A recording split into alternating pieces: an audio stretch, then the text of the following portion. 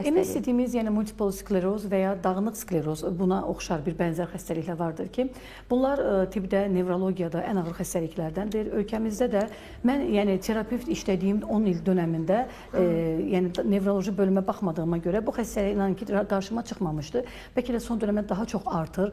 Kök hüceyrə ilə məşğul olduğum gündən bəri çox nadir halda yaranan xəstəliklər, çox ağır xəstəliklərlə üzləşirəm və MS xəstəliyindən də kök hüceyrəyə məşğul olduğumdan bəri çox üzləşirəm. Ölkəmizdə də, qonşu ölkəmiz Türkiyədən, Özbəkistandan, Qazaxıstan çox müraciət edənlər olur. Çünki MS xəstəliyi el arasında belə deyərdim ki, gözə görünməyən fəlakət kimi adlandırırlar bunu. Xəstəlik gözlə görünən bir şey olmadan xəstənin ani çöküşünə qədər gətirib çıxaran bir xəstəlikdir. Bu o deməkdir ki, beyinlə, sinirlərlə orqanizm arasında əlaqə yavaş-yavaş pozulur və tamamilə itir. Və adətən bu genetik olub, pasiyentdə yetkinlik dövründə, hamiləlik dövründə, bəzən bu xəstələrə ümumiyyətlə ailə qurmaq, hamilə olmaq, bəzən yox, ümumiyyətlə qadağandır. Bəzən Türkiyədə bu dəqiqə çox ağır elə bir xəstəmiz var, onu biz yəni samolyota minib bura gətirməyinə belə bir verə bilmədik. Bəli, təyyarə bilməsinə görə burada hansı vəziyyətə gəlib çıxar? Hamiləyin 7-ci ayında başlayıb, uşaq doğulandan ana iflic vəziyyətini yatır, yəni uşağın üzün belə görməyibdi. Onu oradakı hocalarımıza yönəltdik, kök hüceyrə terapiyası. Çünki yəni bura gəlmə ehtimalı biz o xəstəyə məsuliyyət daşımayadıq, belə deyim, ağır vəziyyətdə olduğuna görə. Burada məqsəd tam müalicədir, yoxsa xəstəliyin gedişatını yüngülləşdirmək, yavaşlatmaq? MS xəstəliyinin tam müalicəsi mümkün deyil.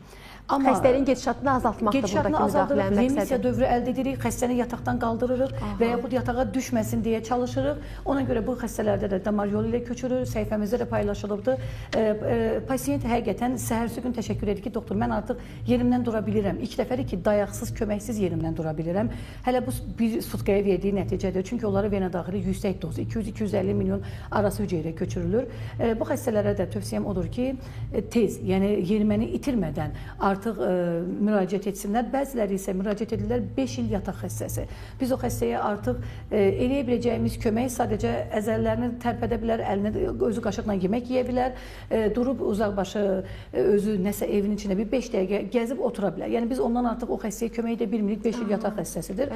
Bunu da edə bilərikmi? Çünki mezotermal kök hüceyrə köçürdüyümüz xəstələrdə tibbdə heç bir prosedurda olmadığı, garanti olmadığı kimi kök hüceyrə də belədir. Yəni 15%-dən 90%-ə qədər effekt ala bilərik. Amma sizə öncədən deyə bilmərik ki, sizə 15% mi alacaq, 90% mi alacaq? Və bağlı bir prosedur olduğuna görə pasiyentlərimiz çox soruşurlar. Doktor, garanti verirsinizmi? Biz bundan sonra biz oxuduğumuz ədəbiyyata və nəticəmizə əsasən gördüyüm nəticə, çünki zaten yeni bir sahədir, dünya təbabətində yeni bir sahədir. Bəli, regenerativ təbabətin ən son nailiyyətidir. Biz ona görə pasiyentlərə, yəni erkən dönəmdən bir seansı edib ən az onun nəticəsini görən pasiyent %100 ikinci seansı istəyəcək. Xarici ölkələrdən gələn pasiyentlərimizə biz onu 20-25 gün ərzində 3 seansı köçürüb yola salırıq ki, pasiyentlərimiz yəni burada çox qalmaq da onlara bəli, məsrəfdir, tez qayıtsınlar. Amma öz ölkəmizdə olan pasiyentlərə 1 ay, 2 ay intervalla pasiyentin durumuna bağlı olaraq tətbiq edə bilərik və MS deyərdim ki, kök hüceyrə ilə nəticə aldığımız ən yaxşı xəstəliklərdəndir. Çünki zaten bu xəstəliyin heç bir müalicəsi yoxdur.